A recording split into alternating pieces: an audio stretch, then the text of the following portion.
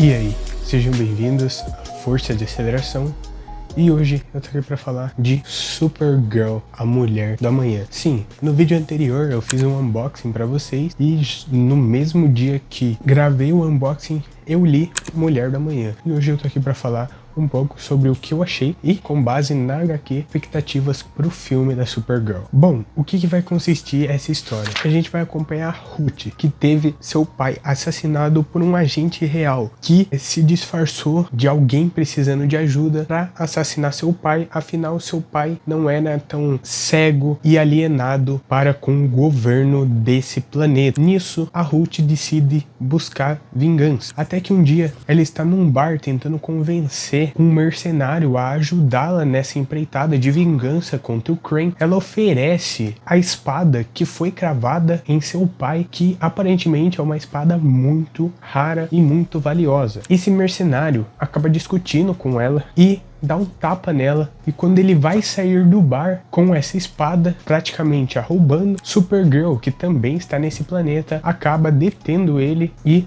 ajudando a Ruth. Nessa briga, a Supergirl também diz que ela está nesse planeta para comemorar basicamente os 21 anos dela, pois agora ela pode beber, então ela foi até um planeta com um sol, a qual deixa ela enfraquecida. Depois a gente vê ela acordando de ressaca em um aposento com a Ruth. Ruth pega e pede ajuda dela para vingança de seu pai. Supergirl, já tentando voltar para sua casa, ignora e apenas diz para ela tentar a sorte com outra pessoa e basicamente recusa a proposta dela de vingança pela espada. Quando o Supergirl está voltando para sua nave, a Ruth vai atrás dela para tentá-la convencer de novo. Então, enquanto as duas estão conversando sobre isso, a Supergirl é atingida por uma flecha que a perfura gravemente, afinal ela está sem seus poderes ali. Nisso, na emoção, o Krypto, que tá com ela, ataca o Crane, que é quem atirou a flecha. Ele também é atingido. Então, Supergirl fica irada e, mesmo sem poderes,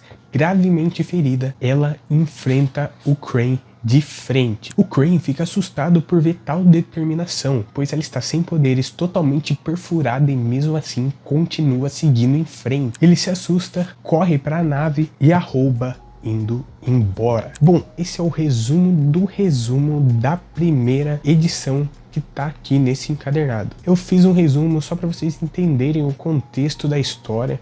Eu não quero dar spoiler para vocês, quero só dar a minha opinião. Talvez eu dê mais spoilers quando eu estiver chegando no filme em si, porque daí eu posso trazer referências do filme, ou até mesmo quando o trailer for lançado. Mas nesse vídeo, até o momento, o trailer não foi lançado, então eu não vou dar spoilers. Bom, o que eu achei dessa história? Eu achei uma história fenomenal, muito linda, muito bem escrita. Não é uma história com complexidade de roteiro em si, mas é uma história com coração, é uma história sobre vingança e de como, apesar de tudo, a gente deve perdoar os nossos inimigos. Não tem mensagem mais bonita que essa, né? Afinal, é a mensagem que Cristo nos ensina também, né? Sobre perdoar, independente do que o inimigo faça. Pode não ser fácil, mas você precisa perdoar, pois todos têm chance de mudança. Nós temos que ter esperança que elas podem mudar. E é isso que esse quadrinho traz. E é uma mensagem muito linda. E toda essa história é conduzida espetacularmente pela Bilks Evely, a desenhista desse quadrinho, que tem uma arte fenomenal, uma narrativa também incrível. Quando ela está desenhando a Supergirl no espaço, é um negócio impressionante, é um negócio que mostra que esse quadrinho só funciona porque é quadrinho. Talvez a DC Studios vai ter um baita desafio para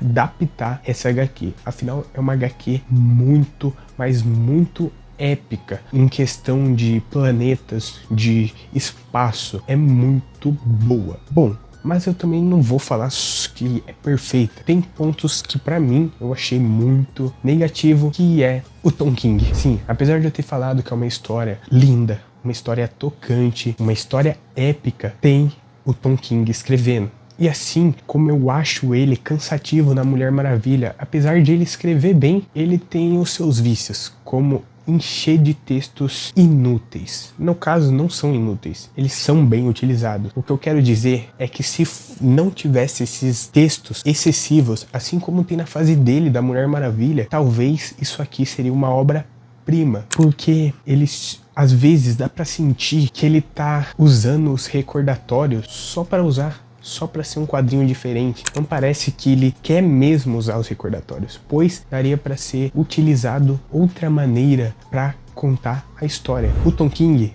tem mania de Stan Lee, não de Stan Lee, mas de todo mundo da Era de Ouro, Era de Prata, que é basicamente ficar falando o que tá acontecendo. Daria pra contar essa história de outras maneiras, mas é minha opinião. Mas eu sei que é um vício do Tom King. Por isso que eu falo que essa HQ é fenomenal. Ele sabe utilizar os recordatórios. Essa HQ tá sendo muito falada por conta do filme. Uma pessoa que não lê quadrinhos e for comprar essa HQ vai penar. Mas chega num momento que tem recordatório onde não precisava. E é a única parte negativa disso, porque tirando isso, é uma história excelente, bem escrita, com personagens novos, bem feitos, como a Ruth. Ao longo do quadrinho, a Supergirl, ela passa por planeta. Eu não vou especificar o que acontece, mas em cada planeta que ela passa ali, ela sempre dá uma parada para ajudar e confortar esse planeta. E você consegue se apegar a cada planeta que ela passa. Você consegue acreditar na dor de cada planeta.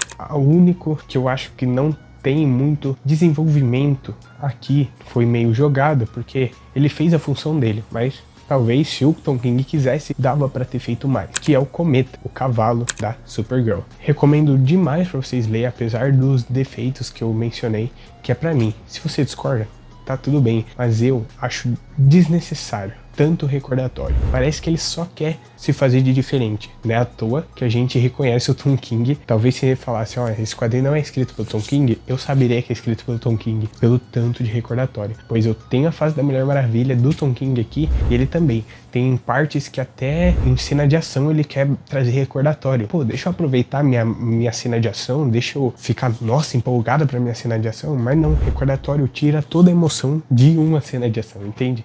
Isso que eu quero dizer, a minha gatinha aqui. Exemplo, a última coisa que eu li antes de Supergirl foi Battle Royale. E as cenas de ação lá são excelentes, te deixa empolgado, você se sente num filme, pulando da cadeira. E aqui, como eu disse, por ser um épico, poderia ser a mesma coisa. Mas às vezes ele quer tacar recordatório numa cena de ação, que acaba perdendo o ritmo da história. Bom, eu tô acostumado a dar uma nota aqui pros quadrinhos que eu resenho. Eu vou dar um 10 de 10.